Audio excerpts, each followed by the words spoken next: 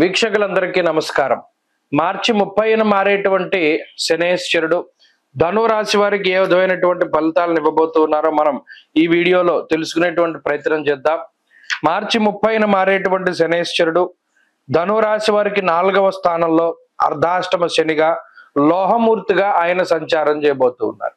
మూర్తిత్వాల్లో లోహమూర్తిత్వం రావడం అనేటువంటిది ఒక అదృష్టం. ఎందుకంటే మరి అర్ధాష్టమ శని అంటే చెడు ఫలితం కదా. చెడు ఫలితమైనా మంచి ఫలితమైనా లోహమూర్తిత్వంలో 25% మాత్రమే వస్తుంది. అంటే ₹1లో 4వ వంతు అనుకోండి, ఒక పావలా శాతం ఫలితం వస్తుంది. కాబట్టి ఇక్కడ చెడు ఫలితమే కాబట్టి అది తక్కువ రావడం అనేటువంటిది కూడా మన అదృష్టమే.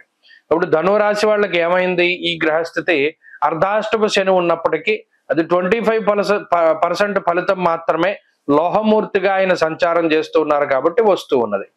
అయితే ఇక్కడ ఏంటి, గత 2.5 సంవత్సరాలుగా శని యోగించారా అంటే ధనురాశి వారికి మరలా వక్రించడమో లేకపోతే ఇంకోటి స్థితిగతుల వల్ల పూర్తిగా తృతీయ భావ ఫలితాలు అన్నవి ధనురాశి వారికి రాలా.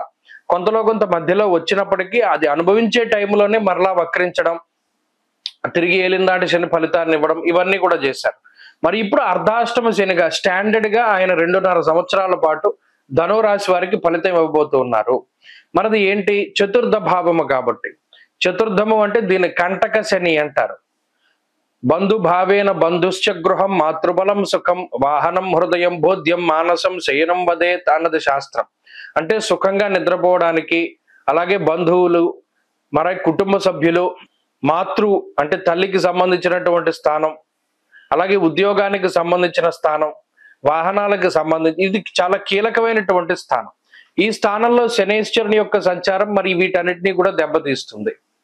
అనగా బంధువులతో విరోధాన్ని, తల్లికి అనారోగ్య సమస్యల్ని, అలాగే కుటుంబ సభ్యులతో విరోధాన్ని, వాతశూలం మనక్లేశం భయం స్వస్థాన హాని కృతు అన్నారు.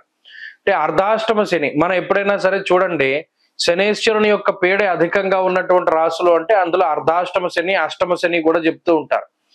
అర్ధాష్టమ స్థానం అన్నది కూడా చాలా ఇబ్బందికరమైనటువంటిది. అందువల్ల మరలా ఈ శని త్రయోదశులు, శనివారాలు, ఈ తిలదానాలు, తిలహోమాలు, లేకపోతేనేమో తైలాభిషేకాలు, ఇవి ఖచ్చితంగా వీరు కూడా చేయించుకుంటూ ఉండడం వల్ల మంచిది. అంటే దీనివల్ల ఏమవుతుందండి, అర్ధాష్టమ భావం అంటే మెయిన్ కుటుంబ సమస్యలు.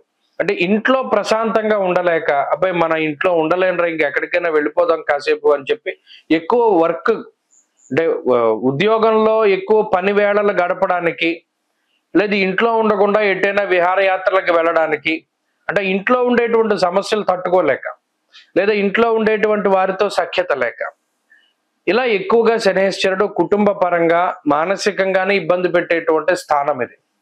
అలాగే ఉద్యోగపరమైనటువంటి చికాకులను సైతం ఈయన కలిగించవచ్చు. అంతేగాక వాతశూలం మనక్లేశం భయం స్వస్థాన హాని కృత్ అన్నారు. ఏదో ఒక మానసిక భయాన్ని, అంటే పలానా మనం ప్రోగ్రాం పెట్టుకున్నాం, పలానా కార్యక్రమం పెట్టుకున్నాం, అది ఎలా వెళుతుంది, పలానాది బాధ్యత మనం భుజం మీద వేసుకున్నాం, ఎలా వెళుతుంది అనేటువంటి ఒక మానసిక భయం. అయితే ఇందాక ధనురాశి వారికి ఒక విషయం చెప్పారు, ఇవన్నీ చెడే, ఇవన్నీ వ్యతిరేకమైన భావాలే, ఫలితాలే. మరి లోహమూర్తిత్వంలో ఇవన్నీ 25% వస్తాయి కాబట్టి ఒక ఉపశమనం, ఒక మానసిక ప్రశాంతత. అందులోనూ ధనురాశి వారికి ఈ సంవత్సరం గురుబలం ఒకటి వస్తోంది. అంటే చాలా కాలం తర్వాత గురుబలం వస్తోంది. సప్తమ భావంలో గురుడు డైరెక్ట్ అవుతూ ఉన్నారు, సప్తమ భావంలోకి గురుడు వెళుతూ ఉన్నారు. కాబట్టి ఈ అర్ధాష్టమ శనిలో 1 సంవత్సరం పాటు గురుబలం ఉంటుంది కాబట్టి పోతుంది. రిమైనింగ్ లో ఇప్పుడు తృతీయంలో ఉన్న రాహు మరలా 2లోకి వస్తారు కాబట్టి రాహు బలం ఉండడం వల్ల పోతుంది. శనివత్ రాహు కుజవత్ కేతు అన్నారు. కాబట్టి ఇక్కడ గురుడు రాహువు కూడా శనిచ్చే దోషాన్ని తీసేస్తున్నారు. ఇది ఒక మంచి విషయం.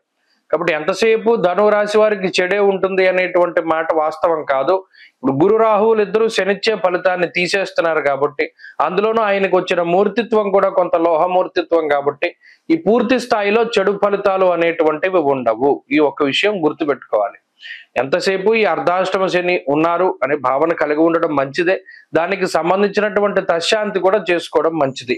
అనగా శనివారాలు యథావిధిగా ఈ శనేశ్వరుడికి ఇచ్చేటువంటి దానాదులు చేస్తూ ఉండడం, అలాగే అభిషేకాదులు చేస్తూ ఉండడం, ఇవి మర్చిపోకుండా చేస్తూ ఉండాలి. తద్వారా కూడా శనిచ్చేటువంటి దుష్ఫలితాలు తగ్గుతాయి.